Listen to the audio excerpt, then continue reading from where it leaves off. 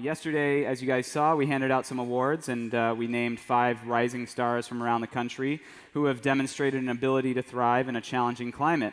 And we've got 3 of those rising stars here today to chat with us about how they're standing out amongst 7,000 breweries. So please welcome to the stage. These guys are coming up from the back here.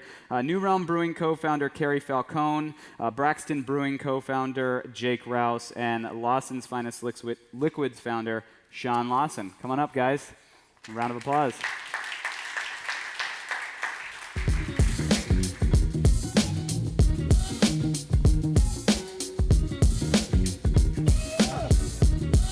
Thanks. Welcome.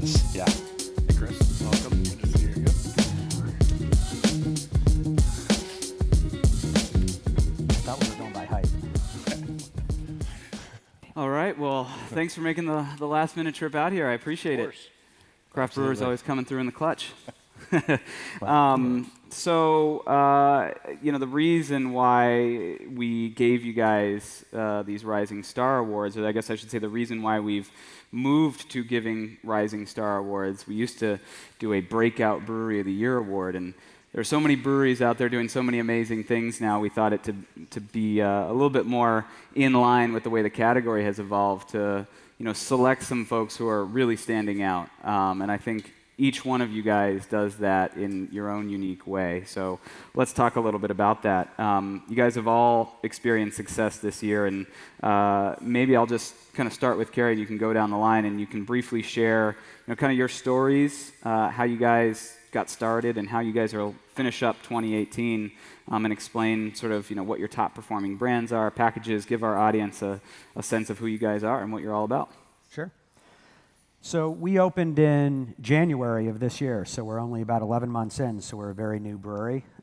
Doesn't feel like 11 months, though. It's something we've been planning for over 8 years. So we did a lot of thought and a lot of research into developing our brewery. We opened actually on New Year's Eve was the first day that we had opened. We opened in Atlanta on the Beltline, so we're in a 7 million person city. We have 2 small breweries inside of our facility. We've got a little 2-vessel, 5-barrel system, and then we've got a 25 hectoliter fully automated Krohn's brew house, so we can brew some small brands and then push them over to the big brew house. We've also got a 650-seat restaurant that's attached to our brewery. So we are all about food. Found the Nielsen presentation on brew pubs very interesting. It's really important to us. The restaurant is a big part of who we are. It's a great opportunity for us to do some small batch beers, and we get about 12,500 customers a week through our restaurant. So we get a lot of opportunity to sample, and we get to think about what beers that we want to brew and run them through the restaurant, get feedback, tweak them, and when we feel like we've got something that we want to take out into distribution, we can push it over to our bigger brewery. And once we dial it in on that, it's fully automated. I think we're real good about consistency and standardization. About, 4 or 5 months in, we realized that we were starting to run out of tank space. Not necessarily at full capacity, but playing the game of variety and volume became very challenging for us because, the number one question that we get in the tap room is, what's new this week? So we get about 2 brews a week coming off of our little pilot system, and trying to have variety and then be able to have the volume that's needed for distribution was a challenge for us.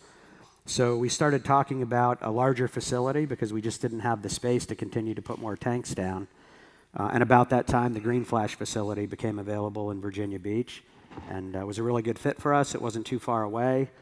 We were just starting the process of starting to think about building another facility, which meant going back into RFPs for cities and dealing with contractors and architects, which is incredibly challenging.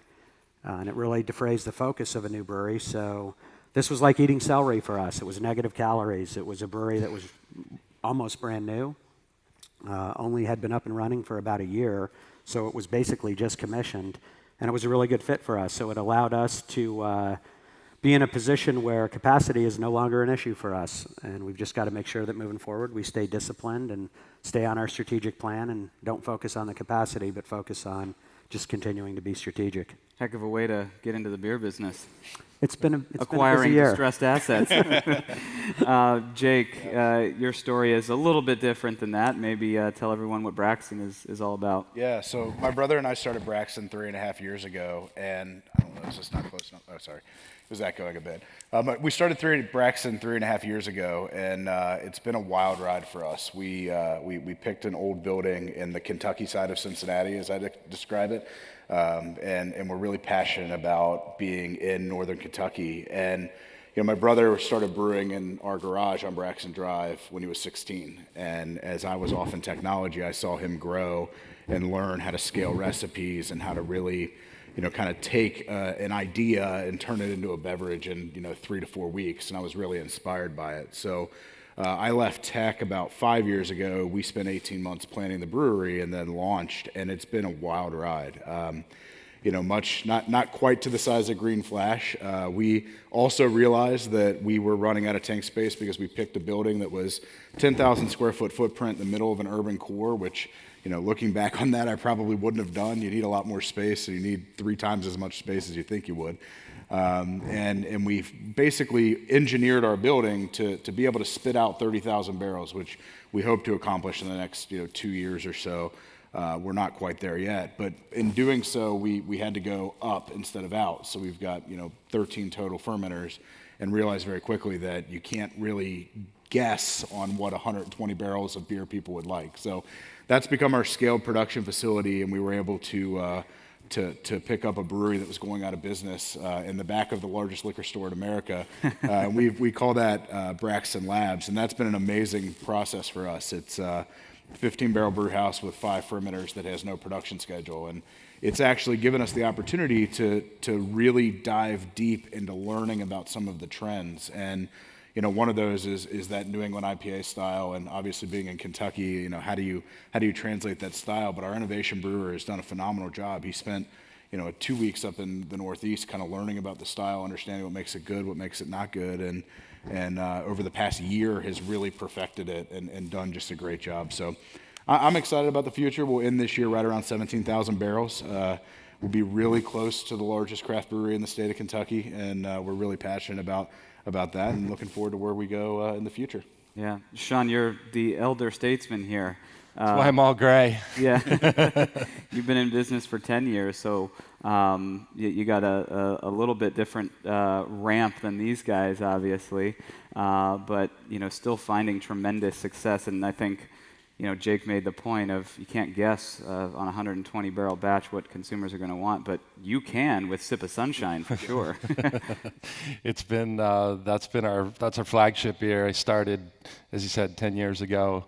Really as a hobbyist. I started as a nano brewer, 1-barrel brewery in a little outbuilding next to my house, just to try it out, see if it was going to work, if it's something I wanted to do full time. I had a good career in forestry and environmental education work that I was doing, and it just took right off. I seemed to have a following right away. We started doing more festivals, events, word of mouth, really gained traction the first couple of years, but it took me 3 years to take the next step, and that was going to a 7-barrel brew house. So even once I maxed that out, I was doing a little over 400 barrels a year out of a little building next to my house.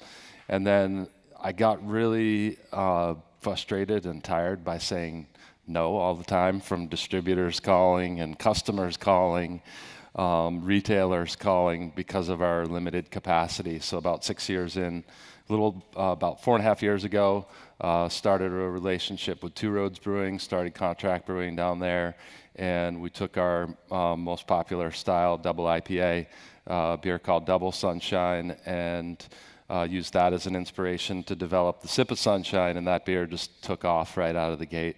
It's been really incredible for us. Our business doubled the last 3 years, each year in a row, and it's been pretty incredible. And now we've finally built our own facility. We're distributed in 7 states throughout the Northeast and New York, with just 2 brands, that Sip of Sunshine and our Super Session IPA, rotating series of different single hop IPAs that are 4.8%. And now we finally have the opportunity to open the doors to our own facility, create an experience with the customer, built a 40 hectoliter system and a full production brewery right next door to the tap room and the retail store and our administrative offices. So in a way, even though I've been around 10 years, we're like in a whole startup phase. Again, just opened a little over a month ago, and in the last, I guess, 7 months, we've gone from 3 full-time employees to 40. So it's pretty incredible. Light switch. Yeah. So, you mentioned the Sip of Sunshine beer, and I kind of want to start there.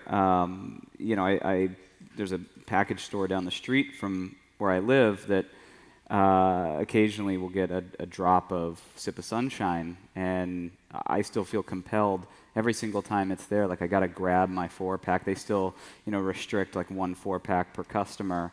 And yet that beer is a beer that's now registering in IRI's data set. If you look at convenience store sales, I mean, you're one of the top selling craft brands in convenience stores.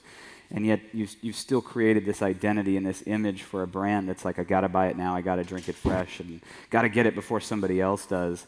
How do you do that as you scale? How do you maintain that? I don't think we've done it as much as the customer's done it for us, because I have no idea how you do that.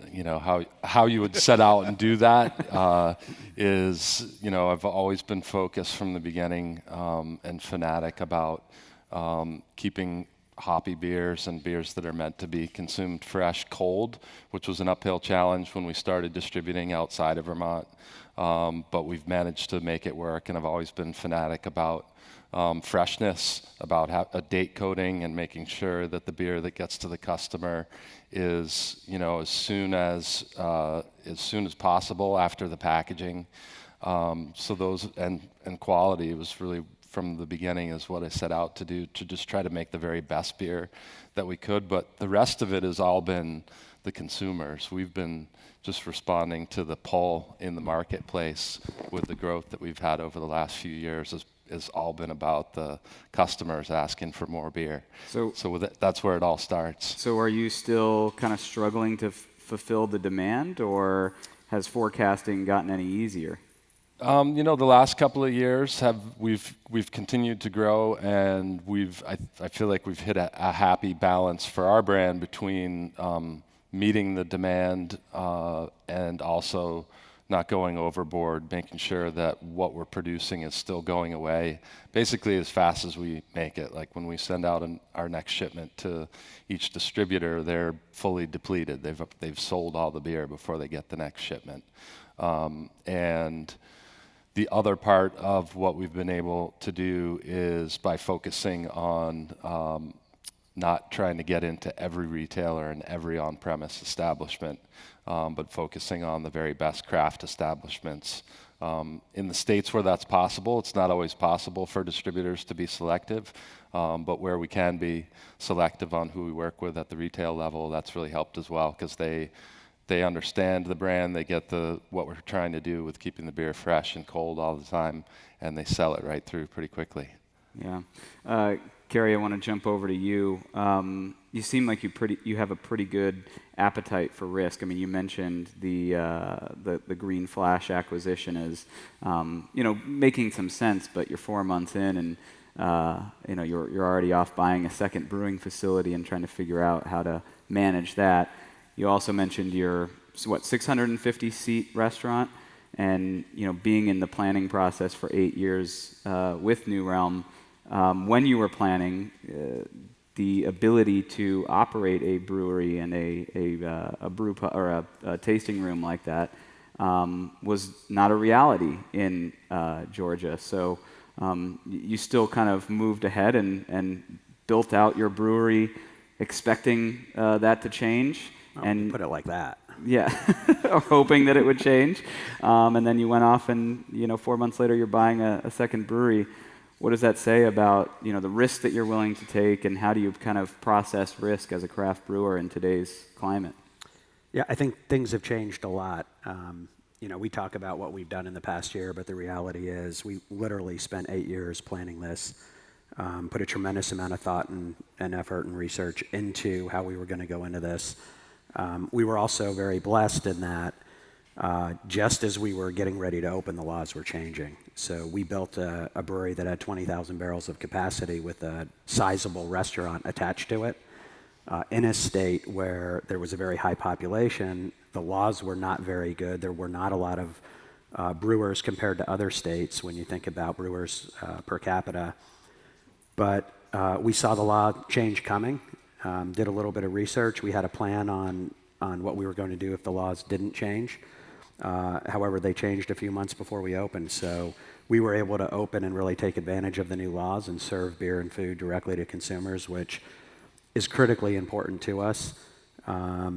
We had planned on very slow growth. I think the brewing team that we put into place, we were able to bring in, truly some amazing brewers. Bringing in Mitch Steele, who has a tremendous amount of experience and is incredibly talented, was one thing, but then he surrounded himself with, Tyler, who came from Sierra Nevada, Steve, who came from Terrapin, Alex, who came from Funky Buddha. We had a whole litany of brewers that joined the team, and we really felt like the days of just being able to open a brewery and put up a piece of glass and show your tanks and serve beer that was so hoppy you could hide a dead horse in it were over. So, we're real proud of our beer, and it was accepted, and we were far exceeding the trends that we had projected, and we were quickly running out of capacity. And while we like scarcity, and we were being incredibly strategic about where we took our beers, it takes 2 years to build a facility with additional production. So we were just starting to have conversations about looking at our run rates and realizing that we were going to run out a heck of a lot more quickly than we had anticipated. And we didn't really see a lot of risk in the acquisition of the Green Flash facility because, to me, the risk is building something like that dollar for dollar. I mean, we literally picked that up pennies for the dollar. I mean, many people spent more on their packaging lines than we spent on that entire brewery. Right. So didn't view it as a lot of risk. Yeah, I guess from a pure financial standpoint, not a whole ton of risk, but maybe from an operational standpoint, adding complexity to the business for sure. There's no doubt about it, especially with a large restaurant. We've got 150 employees on the culinary side in Atlanta alone. We've got 75 people in Virginia Beach. So there is a certain amount of complexity that comes along with having the tasting room attached to it. But we brought in a really strong leadership team, and I heard people throughout the last couple of days here talk a little bit about people and the importance of people. To us, it's paramount. We were able to bring in an executive team. There isn't anyone on that team that's got less than 30 years experience in the beer business. The culinary world was, something that was new to us. We're all beer guys. But we brought in a gentleman named Grant McPherson who heads up all the F&B for us, and he's sort of the Mitch Steele of the culinary world. He was the founding executive chef at Bellagio, opened up all of Steve Wynn's properties. He designed the most recent Viking oven, did the culinary experience at Apple. He's got quite a resume of opening up different establishments and is really good at flow and layout and menu development. And we're as passionate about our beers as we are about our food. We take a very artisanal approach to everything we do. We put sort of our own spin on everything that we put out. We do everything from steaks to fish to, if we do a burger, we grind our own meat, we make our own bun, we buy our cheese locally, we trade spent grains with local farmers for cheese, we hand cut all our own fries. So pairing that type of food with Mitch's beers, it's been a good thing for us. Yeah, no doubt. Now, Jake, I remember a couple of years ago, I think it was, 2015, you were up here competing in the Pitch Slam, or what we called at the time the Startup Brewery Challenge. And now you're one of the largest craft breweries in the Cincinnati area.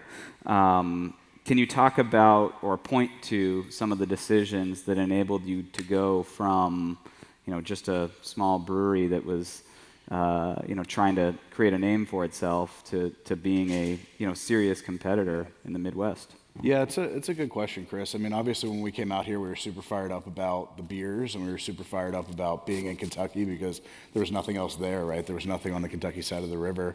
but it had been kind of a wild ride. I mean, like I said, we didn't anticipate getting to this point this quickly because we didn't know. I mean, at the time there were 25 breweries in Cincinnati, and we're literally across the bridge. Like, are people going to come? We don't really know what's going to happen. And if you look back on it for us, it really came down to three things.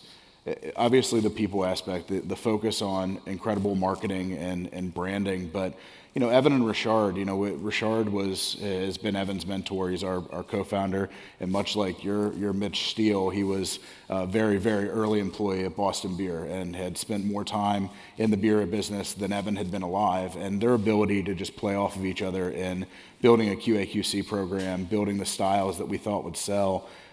We've certainly taken some big risks on the beers that we've put out, and some of them have failed. I mean, I think yesterday, whoever said it yesterday, like, fail fast, like, that's in all of our offices, because we know that consumers change, or tastes change so quickly, that for us, I think the reason and the way that we got into being this big, and as we look toward 2019, 2020, and how we want to grow, is staying incredibly close to our customer. Like, we use that tap room as a data field to talk to everyone. Like, what do you like about this? What do you not like about it? How are they voting with their wallets? How are they, if we do an event, what is the, most unique thing about that event? I mentioned to you on Saturday, we have our largest event of the year, Dark Charge. We release an Imperial Stout one day, thousands of people come through, and the number one selling beer last year was still Storm. Like, it's very unique. I mean, certainly you can only have so many 13% stouts, but it, like, to me, like, we use that, and we've basically leveraged all of that data and all of that information to scale brands. And there are some brands that we didn't think could scale and took additional time to do it.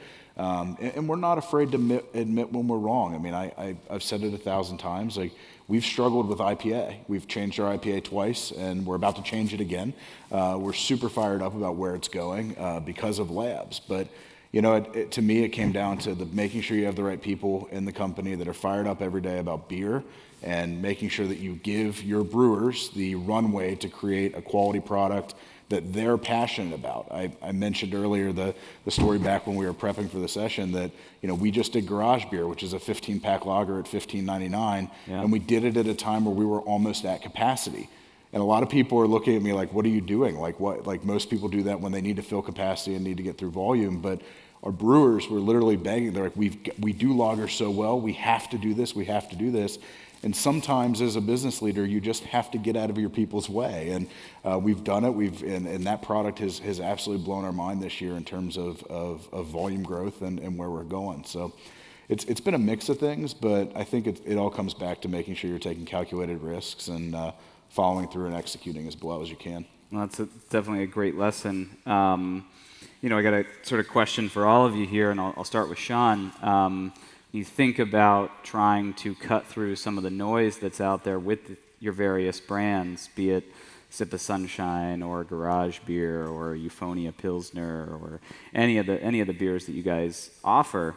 What's it take to stand out now that there are, the retail shelves are just overcrowded with so many different offerings? And I mean, I think about just standing in front of it and trying to, if you were an average consumer trying to pick what you're taking home, I mean, it's overwhelming. So how do you stand out, cut through, and develop a loyal following? And I'll start with Sean. It's a great question. I wish I had the answer for you, but I think what we focus on is just staying true to the brand, to what our brand is, to the principles that we come to work for every day, which is focusing on the product, on making a great beer that resonates with customers, sticking to our story that we tell our customers, and we don't have a big marketing plan, or we actually just hired our first marketing person like a couple months ago, 10 years later. So it's been for me really just about, it's been a very organic sort of growth over the 10 years that we've had, through word of mouth, through listening to our customers about what they're looking for, about what sells well, or just really what we get feedback from our customers on. So I think that's, when it comes down to it, cutting through all the noise out there is, staying true to your principles of why you got in this business in the first place, and whatever your company is focused on, what your mission is, and then listening carefully to your customers, having that lab. We're so excited that we finally have our own, test lab right there next to the brewery with our own tasting room, never having had that before. That's part of cutting through the noise for us, is having a whole new channel. So it's pretty wild, having been a distributing brewery for all these years, saying, no, sorry, we don't have tours of the brewery, we don't have a retail store, we don't have a tap room, and now we do, and that will quickly be at least a quarter of our business for next year based on our monthly sales right now. Wow. So I'm really excited to see what the customers have to say there as well. But so far they've said what have been the standouts for the first 10 years that we've had in such small quantities up in Vermont are what people are driving to the tap room and our retail store to pick up. But I've no idea the way forward in this crazy market, but I think with all of the different, the thousands of new breweries and brewers that are out there, there is a lot of room for that small scale, community scaled brewery that's really just, if their mission is just to serve their local community and not to try to compete out in a wider marketplace, that can work for thousands of brewers when you compare it over to the wine side of the industry, with how many small wineries there are out there. So for us, we just stay focused on making great beer and listening to our customers. Yeah, well, great beer is obviously table stakes, and you guys are in environments where maybe you don't have the same sort of I guess luxury that maybe Sean has, of people wanting to flock to Vermont to go on their beer tours all the time. I don't know that Covington, Kentucky has developed that yet. It's a beautiful place. Yeah. But you guys still do have the challenge of making your brands resonate. So how are you doing it? For us, Chris, and I mentioned it on the podcast that we did, really this entire year was about trying to figure out what Braxton is and what we want to be. Because in my opinion, as we continue to grow and we continue to look to the future, it's all about staying true to who we are and what we are. And there was an ongoing joke for the longest time internally that every beer we produced was 5% ABV and 40 IBU. And that was if you had a new brand and everybody was looking for those stats to put on a marketing pack, that was the first thing said. And it's because we're really great at making sessionable, approachable beers that bring people into craft. And we're going to own that next year. And I think that as you continue what we've learned over this year and just talking to customers, we've had several, sit downs with just a group of 10 people in the tap room, we'll buy you some beers. Let's talk about Braxton as a brand. What do you think about it? And I think what we've learned the most is that if we stay true to who we are, which is this brand that can create amazing sessionable beers. If I think about our top brands, 3 of our top brands are all under 5% alcohol, and one of them's fruited. It's about being able to stay true to who you are, tell that story incredibly well, and just continue to live it every day. Yeah. And I think the minute we try to break out into doing things that we're not, great at, or a little bit, outside of what you would expect from Braxton, and that is the people in our markets, I think that's where we'll begin to struggle. So to us, it's keep talking to people and continue to stay in our lane. Yeah, obviously knowing who you are is important, but Carey, how do you, think about new trends that are emerging and whether or not you want to go after them and start to develop a brand, be it a rosé flavored ale or a brut IPA or a hazy New England IPA, especially when you got a guy like Mitch in the brew house that I'm sure is chomping at the bit to be creative, right? Yeah, we were talking earlier. We're coming up on being in Atlanta for a year now, and we brewed 107 different beers. It's a lot of beers, but I think it's really important that you have big ears and you listen to the consumer. We started out and we said these are the 4 brands that are going to be our core brands, and these are the brands that we're going to take to retail. 4 months later, only one of those brands we now consider to be a core brand. Wow. Yeah, so I think you need to just pay attention. We're blessed to have a big tasting room where we get a lot of sampling, and our philosophy on bringing beers out into the market is to go very, very slow.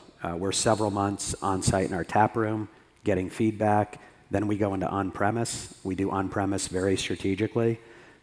We won't go just anywhere. We'll come up with a target list of accounts that we think make sense for the brands, and we'll focus on getting it there. And then when we go into off-premise, it's very strategic. We haven't gone into any chains yet.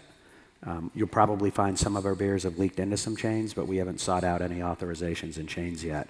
As a matter of fact, both in Virginia and in Georgia, we've received some very large chain authorizations, and we haven't pursued them. We pushed back on it. We just don't know that our brand's ready for it yet. I think the worst thing that you can do is push your beers into distribution before they're ready. And if you do that and they sit on the shelf and they don't get the pull, you're going to get kicked out of there. And getting back in, I think, is very difficult. So we'd rather wait until we're ready, make sure the brands are strong enough, and then go when we're ready. Yeah. I know we're just about out of time, but I want to ask, sort of one final question. As you think about the ways in which your companies are going to continue to evolve in the coming years and the way that the space is going to continue to evolve, are there any things in particular that, kind of worry you or keep you up at night, or things that you're keeping a close eye on that kind of make you scratch your head? And I'll start with Carey and go down the... Yeah, as we get bigger, culture is something that I think is really, really important. And it was easy when we started out and we were very small, but as soon as we started getting into tap rooms and restaurants, you get big quick. And you need to in order to be able to manage that into the business. And for us, culture is really, really important. I worked for some companies that I'd love to emulate, and I've worked for some companies that I would prefer not to. We always said when we did this, we were going to do it differently. We've got about 225 employees right now. I met with every single employee before we hired them. If anybody ever leaves, I do an exit interview with every employee. We make a commitment to people that come to work for us that, we'll care about you first and foremost as a human being, and secondly as an employee. I think managing the culture is critical, and staying on track with who you want to be, because we're all about being local. We only sell our beers in states that we actually brew, so we don't try to distribute outside of our area. So, our image and our presence and the awareness of who we are as a brand is important to us, and if you don't manage the culture, it can get away from you. So that's one of the things I try to stay focused on. Managing culture. How about for you, Jake? I think ours is more industry driven. So we heard a lot of talk about kind of local and the potential of 10,000 breweries in the country. And I think, to me, the thing that we think about the most is how small is local going to become? I mean, already in 3.5 years, as I mentioned, you could see Cincinnati from our brewery. Our brand is playing less well just across the river than it was 3.5 years ago, and we're trying to react to that. And so it's like, what happens as there's 10,000 breweries in America and local becomes the city that you chose versus the metropolitan area that you were in? And how do you play with that without, I think your session with Brooklyn said it best, like, you throw one rep at it, well, now they've got three, and you're trying to figure out, like, how do you best sustainably grow the brand with the right amount of people and not put yourself in a risk of jeopardizing the entire company? Yeah. And I think that's the number one thing that we're talking about right now is, what does that look like? How do you navigate that? And, at some point we're past the point where, like, your amazing beer is going to stand for itself. You've got to have somebody there to support it, to guide your wholesaler, to guide your retailer, and all of that. And it's just about trying to figure out how do you manage that as more and more and more come. And it's a challenge. Complexity and cost for sure. Sean, does anything keep you up at night? Oh, there's plenty that keeps me awake at night. There's so many different things. It's everything from, worrying about, like, Casey said, the culture, because now that we have all these people, we've hired an amazing team. I'm really excited by the folks that we have, both in leadership and our beer tenders right down the line through the brewery as well.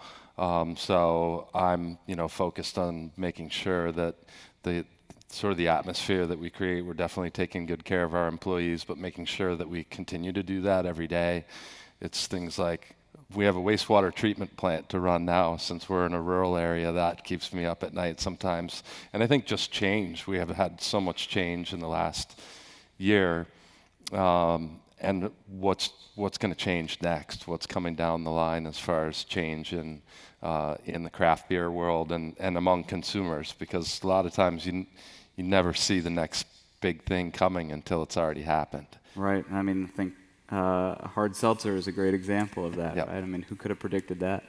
All right, guys. Well, thank you so much for making the trip. Big round of applause for these guys. Thank you. Appreciate it. Thanks, guys. Chris, appreciate it. Thank you.